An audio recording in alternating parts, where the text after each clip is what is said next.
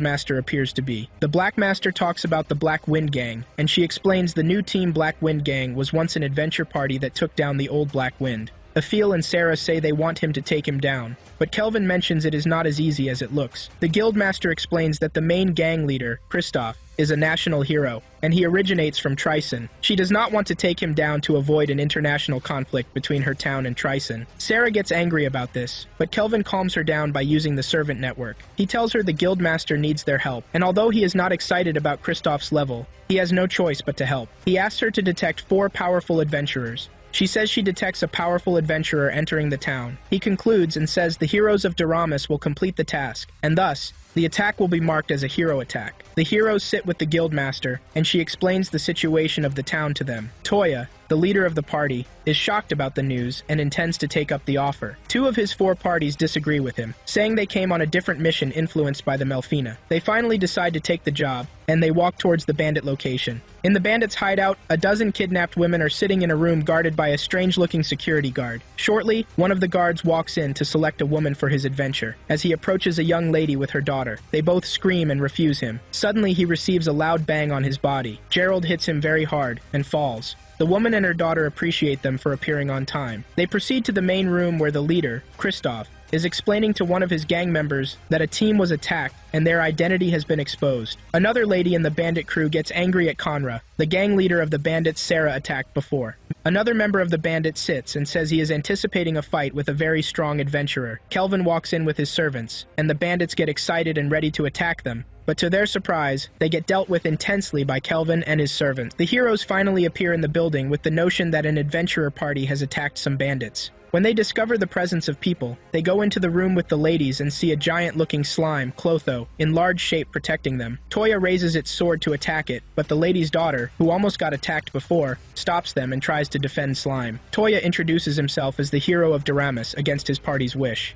The women are all surprised, and they give honor to the divine being for sending heroes to save them. The lady from before urges them to go and defend the former adventurers, as the bandits have a lot of members, and the adventurers are not strong enough. They enter the room to find 4 dead people. They assume it is the adventurers who got killed, and they charge out to find the bandits. They enter another room and see Kelvin and his servants seated, looking like the real bandits. Toya angrily asks them how they could attack the adventurers in such an unjust way, and gets ready to attack them. Kelvin sits and smirks at them and answers like a real bandit. He says the adventurers were very pathetic when they came in, and he gave them the slightest punishment, but they begged for their lives. He implies they are weak despite being rank A adventurers, and they cry like babies. Toya and his other party members get angry at his statements. They introduce themselves as the heroes and are ready to fight for justice. Kelvin laughs at them and calls them weak. He then challenges Toya and his party to fight with him alone. Toya says it is a cowardly act, and he suggests fighting him alone. His party members disagree and say he is being provoked intentionally, so they try to fight with him against Kelvin, the supposed bandit leader. Kelvin is surprised at his acts and discusses them with his party, while the heroes communicate on their next course of action. He says he is displaying the acts because he wants heroes to see the bandits as the villains, so they can be reported and cancelled from Trison's protection. Gerald is in awe of his plans and calls him a real battle junkie. Sarah asks him why he is fighting alone, and he tells her she had already joined her beating with the thieves earlier. He orders Aphil to bring the food basket, and he enjoins them to eat while they watch him fight. Aphil gets bothered and warns him about their unique skills and strengths, even though they have lower levels. Kelvin says he wants to overcome his weakness of fighting in a group,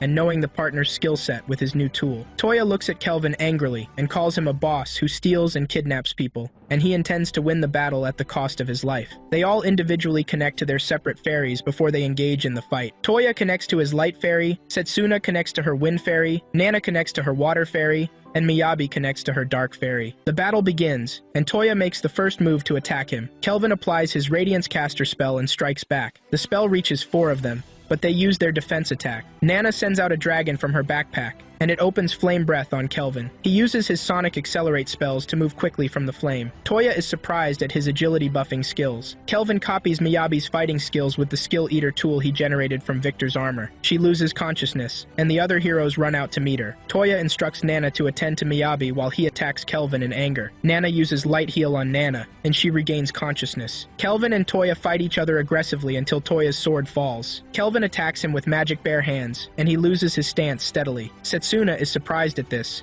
knowing that Toya is an S-rank swordsman. Kelvin performs the S-rank martial skill he copied from Sarah on him, and Toya cannot defend himself. Setsuna sets on to defend Toya, but Kelvin stops her with an earthen rampage blockage. Setsuna uses the Zantetsu can spell to cut down the walls. Kelvin attacks them unexpectedly, and Toya bleeds out of his hands. Toya, while in pain, motivates himself and says he should be able to beat a thug like Kelvin if he wants to defeat the Demon King by himself. Setsu gives him a resounding slap, and he looks at her in shock. She speaks to him angrily and tells him to consider himself for once instead of trying to defend himself. She reminds him about the time they were all selected as heroes by the Divine Being, and they had to fight every war together as a team. Nana and Marabi agree with Setsuna's point, and they advise him to take it easy. Toya, speechless and feeling helpless about the situation, calls out their names and apologizes for his actions, and they agree. They send a vision-blurry light fairy to Kelvin, which makes him unaware, but he controls his vision. He admits their cleverness, but within a second, he receives a frost-bound attack from Nana and a felony crush attack from Miyabi. He feels the ground freeze underneath his feet and a heavyweight feeling on his body. Tony and Setsuna run towards him to defeat him completely, but he self-detonates and heals his eyes from blindness. Toya and Setsuna, caught off guard from the self-detonation, manage to defend themselves quickly, but they get weak from the attack. They expect that he will not survive the destruction, but he comes out looking harmless. He applauds their teamwork and boasts that he cannot lose the fight with his spell. He criticizes their moves and gives them better options to act next time. They all attack him simultaneously, and he gets stuck in a frozen web by Nana and is unable to use his assist magic. Miyabi summons a large monster to attack him, but Kelvin, while still bound, does a counterattack and summons his golems to defend him. Sarah teases him and asks if he needs help, but he tells her off. Miyabi attacks him again with a stronger spell, but he expresses excitement at their effective attacks and defends himself against them. Exploring the parallel thought skill he copied from Miyabi, he creates a new spell and breaks off from the bounds, and he breaks the ice bricks on the wall. The heroes are surprised again, and they perform a final attack on him, but he defeats all four of them, and they end up unconscious and with injuries. In the next scene,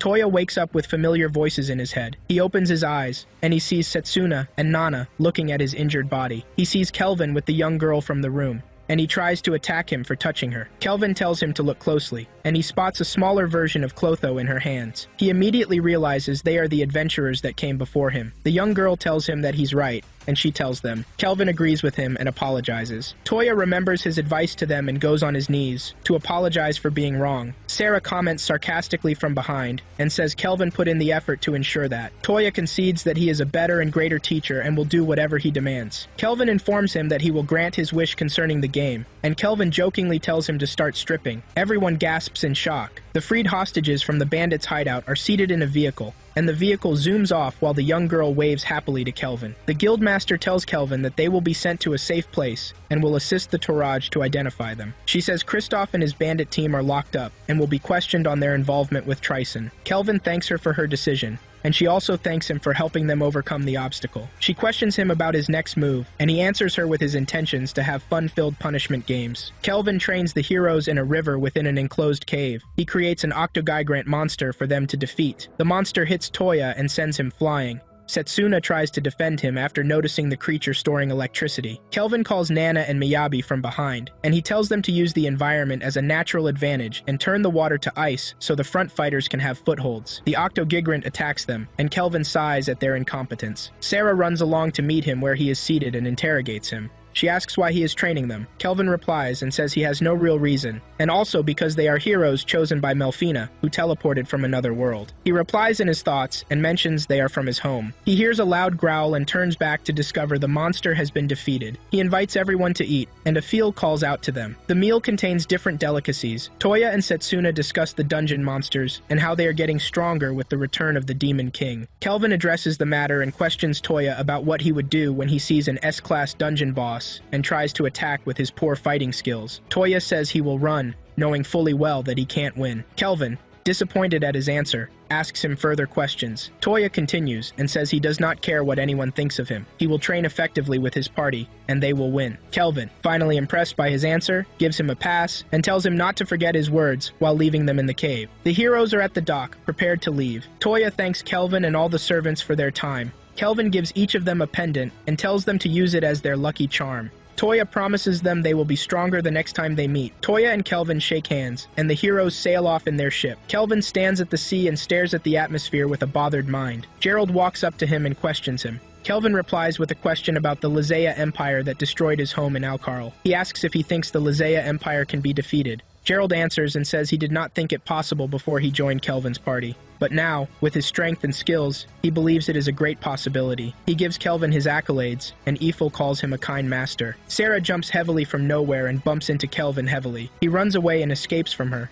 feeling the pain. She announces that a messenger from the Tourage Guild says someone is around to see him. Kelvin jumps excitedly after realizing the reason he came from Parth has finally surfaced. After defeating the bandits and the Rank S boss, the king notices him and requests a visit. At the palace, Kelvin and his party walk into the king's court. He bows down and hears a female's voice. She says she is the ruler and dislikes formalities and tells them to stop bowing. She commends Kelvin for his accomplishments and tells him to demand whatever he wants. Kelvin requests for food, rice particularly. The queen laughs at him and says a banquet has been arranged for them. She urges them to eat and drink as much as they want. Kelvin beams happily at the banquet after delicacies. He shouts in ecstasy after eating his much-anticipated rice. He eats several bowls of rice. Gerald and Sarah drink beer, and Phil learns the Japanese cooking recipes from the chef. Several days later, Kelvin and his party are still in the palace upon the queen's request. Phil comes into his room with his lunch. She delivers a dish that includes rice, and Kelvin commends her fast-learning cooking skills. She says the queen gave her the opportunity. The queen appears in Kelvin's room and eats with her. Feeling uncomfortable with her presence, he asks why she keeps coming to eat in his room. She lies about liking Eifel's cooking, but displays her real intention after moving closer to him and telling him to stay back in Tourage. Kelvin says he has to protect Parth from monsters when the queen seductively demands his protection day and night. Kelvin turns to see Eiffel still watching on her knees, and he joins her speedily to apologize to the queen that he has to return home. She agrees with him and provides an easier route for them to travel home. She opens the teleportation portal in the palace. Sarah says she had seen the portal at her father's mansion. Eiffel asks why the heroes did not get to use the portal, and the queen replies that they do not have the receiving country's access, unlike them. Kelvin was shocked to see Leo's stamp for their access. He curses him playfully in his mind, and they leave the palace. While in Parth,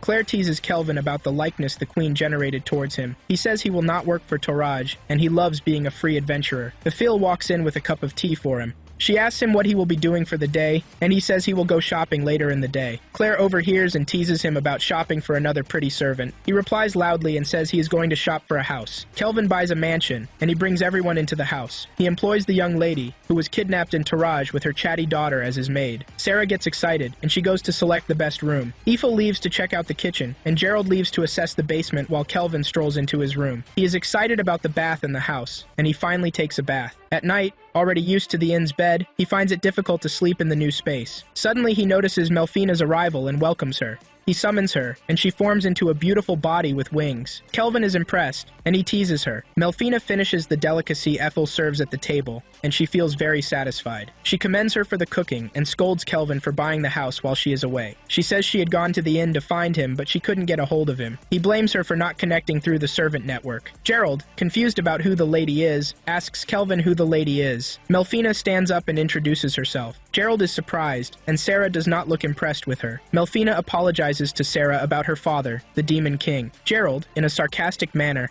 says he thought Kelvin had brought home a new mistress. Instantly, Kelvin refutes the accusation, and Melfina calls herself his wife, not his mistress. Kelvin splurs out his food on the take from being shocked at Melfina's statement. The next scene shows the party sitting together and having dessert. She decides to reward Kelvin for successfully summoning her. She gifts him a flower, which she calls the Grace of Melfina, the supreme being of reincarnation, and it has two effects. He will be able to summon heroes from another world, and he can heal once a month from any injury that may eventually turn out to be fatal. Melfina and Sarah combat with each other in the training ground. Sarah attacks Melfina with her hand armor, which she got from Victor, but she is not affected, and Sarah's armor disappears. They both strike each other, and Sarah wins the battle after giving Melfina an attack on her chest. She raises her, and they commend each other's strength. Gerald, watching them, asks their reason for the battle, and Sarah answers that they're fighting for who will sleep next to Kelvin. Kelvin sits on the balcony and thinks about the summoning gift Mel gave him. He thinks about the heroes from the other world and wonders if they are on the Western continent. He says anyone can be a hero as long as they can fight properly. Melfina and Sarah take a warm bath in the bathtub and feel refreshed from the fight. Eiffel comes in to check on Sarah's body pain, and she says Kelvin has patched her up. Melfina recollects and mentions that Kelvin's countenance has been off for a while. Eiffel tells her that he has been in the mood since she mentioned his summoning abilities. Melfina meets with Kelvin and stuffs a bar of chocolate in his mouth unannounced. He complains, but she ignores his whims. She queries him about having questions for her and demands her reason for wanting heroes. Melfina explains about the Demon King to him. She says the appearance of Demon Kings occurs in regular cycles, and she does not know the form the next Demon King would take. She explains that Demon Kings have a skill called Papias, and it performs two things. It multiplies the evil in them, and it nullifies all their pains and injuries. Kelvin gets alert at the statement and wonders how they will be defeated. Melfina tells him that is why heroes from another world are summoned to defeat them. They have different powers and can neutralize all Demon King's invincibility. Kelvin understands and says he will be able to defeat a Demon King, and Melfina agrees with him. But he says the analogy of forcing people to become heroes without their opinions is not the right way, as it would take them time to acclimate to the environment. Melfina explains he can always choose the reincarnation method if he has a problem summoning living souls. But she says reincarnation costs a lot of MP and can only be performed on a single powerful person. She, however, tells him not to worry, but he only has one chance and enough time to make a good choice. Kelvin calls the party and maids together. Melfina is surprised at the swiftness of his decision, given his previous level of uncertainty. Kelvin says he is not certain, but he has consulted everyone about it. He has many responsibilities to fulfill, and if he can't handle a hero, then he is not strong enough to handle important tasks. Gerald hails him, and Sarah says she is ready to meet her new sparring partner. Ethel advises the new maids to behave accordingly when the summoning is happening and when the hero arrives. Kelvin cancels the summoning of his servants, and they return to his mind. Ethel gives him a strengthening portion to boost his MP, and he drinks it. Melfina starts the reincarnation summoning using his MP. He allows her to use all his MP but one to summon a very strong hero. She starts the summoning process, and after a while, Kelvin sits looking at the bright green light, waiting for the hero to appear. Melfina tells him that the hero is selecting the skills to use in their new life. Kelvin concludes that the selection process may last up to half a day,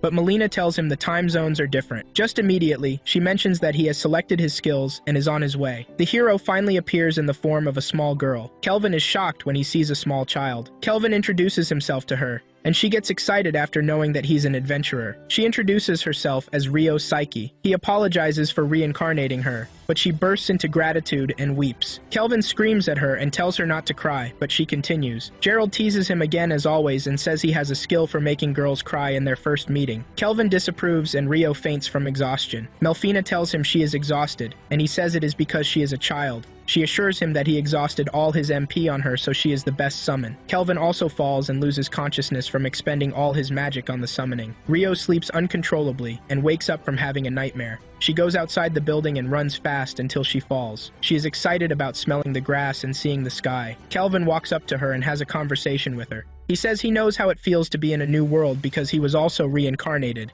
He does not have the intention of forcing her to be who she is not, especially when she has the memories of her old life. Rio cuts him short and says she is very interested. She explains she was a sickler in her past life, and she never got the chance to walk or go to school. Her only companion was adventure books. She says she wants to be at his party and have a better experience with her second chance. While they go inside, Kelvin informs her that very few people have black hair in the town, and she would have to be identified as his half-sister from a far distance. She is elated at the proposition, as she was the only child in her past life. She finds a suitable name to call him, and he smiles at her. Kelvin wakes up to see Sarah on the bed, and he recollects the conversation in the dining room about who would sleep next to him. He tries to move to his back, and he finds Melfina behind him. He giggles at her sleep talk. He tries to move his legs and finds out Ryan is sleeping underneath the duvet between them. He wonders if sisters slide into their brothers' beds like that. He is happy she is fitting into the space. He finally gets up, walks to the window, and says it will be a busy day. Kelvin takes everyone in his house to the dark purple forest. Ryan runs around the forest energetically and says it feels like a dungeon game. Ellie and Luca, the maids, are seated on the mat with Melfina. Ellie questions Kelvin on why they are in the forest with them. Kelvin says he wants them to increase their levels a little so they can have little skills for self-defense, even though his golems are protecting the mansion. Luca says she has never fought monsters, and Kelvin assures them they will be safe. He says they will stay at the dungeon's entrance and level up through the experience-sharing skill. Sarah, Clotho, and Gerald are hunting for monsters in the dungeon. Clotho shares the experience by distributing different forms of itself in connection with the servant network.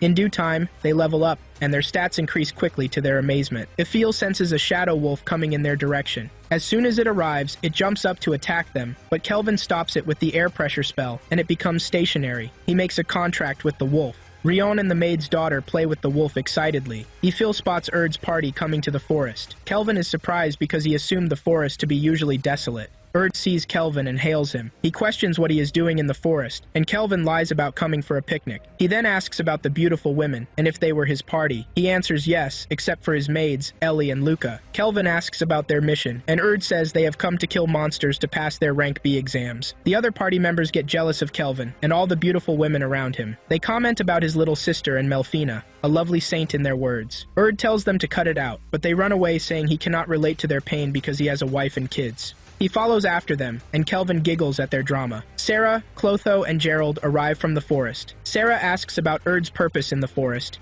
and they explain their mission to them. Knowing what they did in the forests, Gerald concludes it would be a problem. Aphil uses her far-seeing skills to check, and she realizes there are no monsters in the forests again. Sarah and Gerald confess to killing them all. Immediately, Kelvin rushes to see Erd and apologizes for the situation. Erd tells him not to worry, and says Leo will understand him. Erd changes the topic and confirms his party is now very strong, so he is fit for the rank S exam. Kelvin looks in shock. At the mansion, Kelvin and Ryan give the wolf a clean bath. Kelvin complains about the guildmaster and how he has been quiet about his possible promotion to the rank S officially. Alex says he is certain he will perform well in the exams. The wolf cuts their conversation short as it shakes the water off its body and splashes it on Kelvin. Ryan laughs at Kelvin, and he smiles at the view. Kelvin puts a leash on its wolf's neck, hands it over to Ryan, and calls it her partner. The wolf communicates with Ryan, and she responds. Aphil and Kelvin are surprised about his skill. Ryan says it is one of the skills she possesses. Gerald calls out to Ryan to begin her sword training. She runs off to meet him, and they commence their training. She learns to fish with Sarah, dances with the maids, has fun at Claire's inn,